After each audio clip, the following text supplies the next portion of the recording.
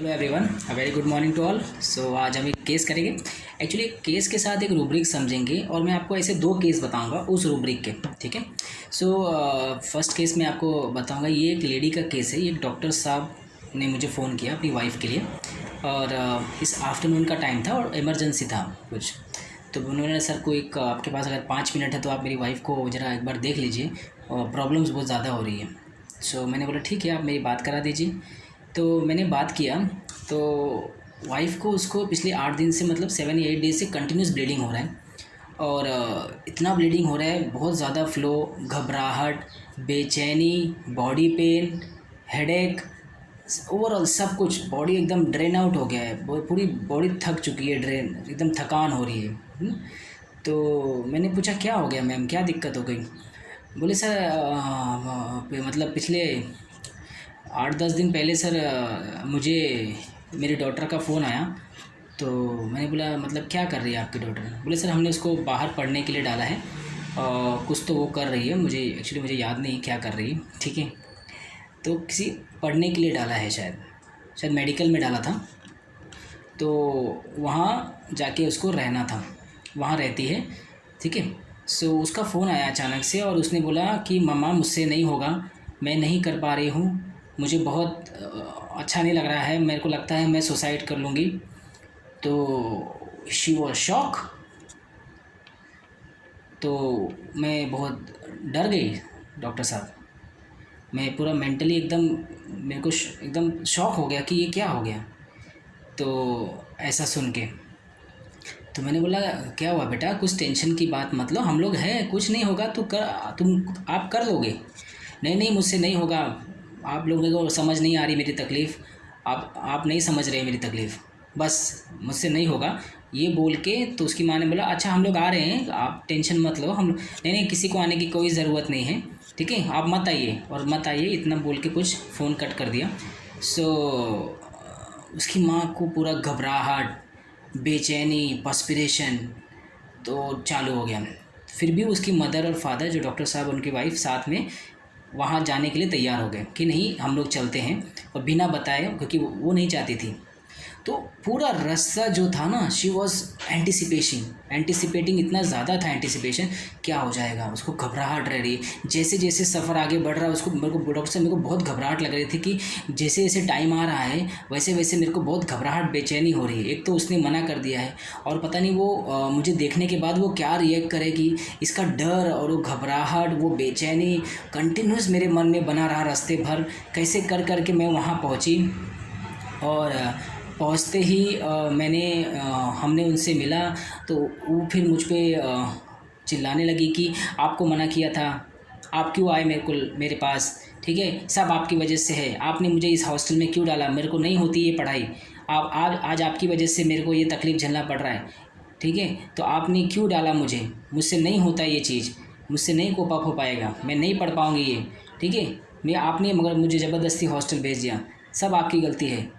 तो this is the continuously the daughter was saying कि आपने किया, आपकी गलती है, ठीक है, आपने क्यों किया ऐसा मेरे साथ, आपने मुझे हॉस्टल में क्यों डाला।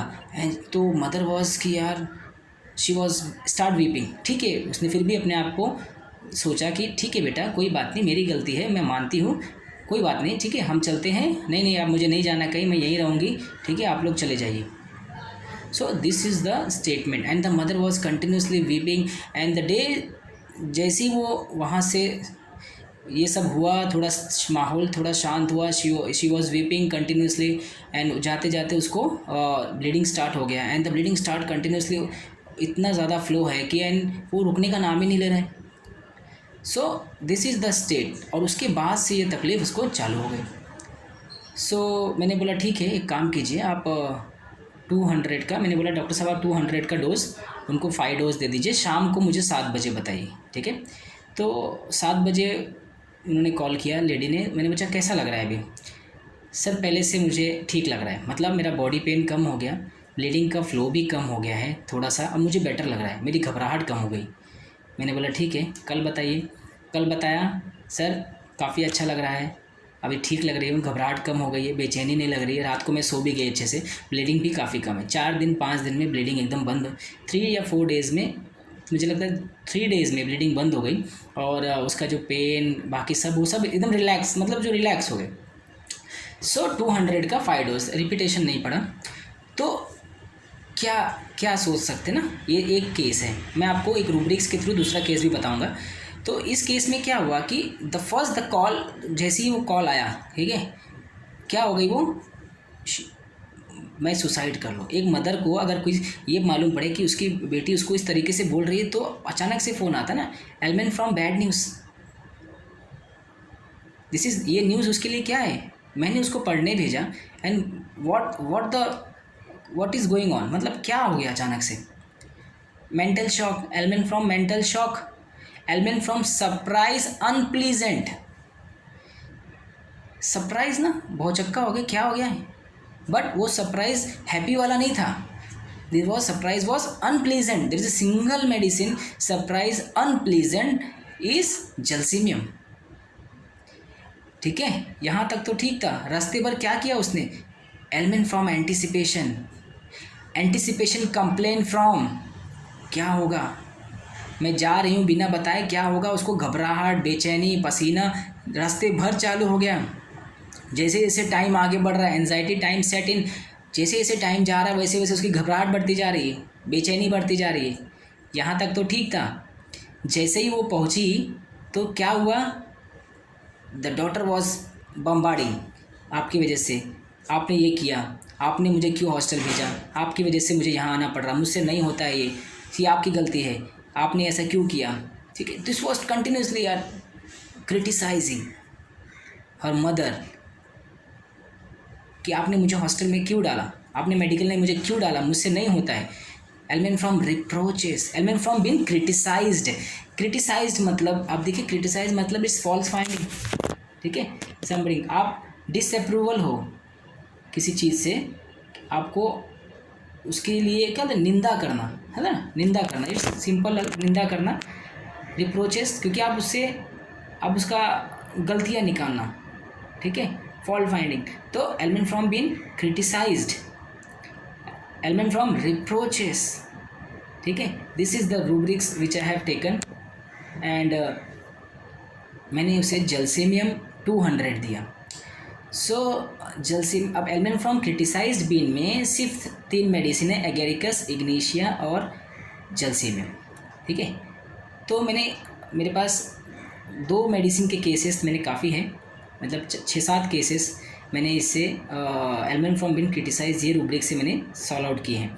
तो इस केस में मैंने जलसेमियम दिया क्योंकि जो एंटिसिपेट कर रही थी कंटिन्यूसली, जो शॉक उसको बैठा अचानक से, she was surprise by unpleasant news, bad news, उसके बाद जाने के बाद she was been criticized, ailment from criticized been, जैसे ही वो हुआ वैसे ही उसको वो चालू हो गया ब्लीडिंग, एलमेन फ्रॉम रिप्रोचेस। तो इस तरीके से उसको शी वॉज सफरिंग।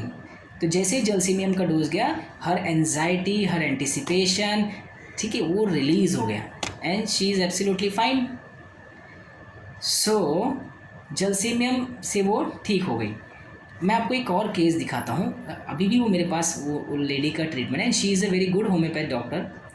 सो उसकी प्रैक्टिस बहुत अच्छी चल रही थी। एलमेन फ्रॉम बीइंग क्रिटिसाइज्ड का मैं आपको एक और एग्जांपल देके बता देता हूँ। तो एक डॉक्टर का बहुत अच्छी प्रैक्टिस चल रही थी, मगर the husband was against her practice कि होम्योपैथी है, आप माइंड सोचते हो, आप लोगों की दुख सुनते हो, तकलीफ़ सुनते हो, एक दिन तू पागल हो जाएगी, तू एकदम मेंटल हो जाएगी, तू इसमें क्या कर रही है, लोगों को क्यों इतना सुनती है, तू क्या करती है, तुझसे नहीं होगा, तो एक दिन आगे चल के तेरे को बहुत प्रॉब्लम फेस करनी पड़ी। कंटिन्यूसली नैगिंग बोलते रहे, तू नहीं कर पाएगी, तू ये क्या पागलों की तरह लोगों का दुख सुनती रहती है कंटिन्यूसली। एंड वो नहीं चाहते कि वो होम्योपैथी प्रैक्टिस करे, बट स्टिल उन्होंने होम्योपैथी प्रैक्टिस करना चालू किया, अच्छे पेशेंट बनाया उन्होंने, ठीक है।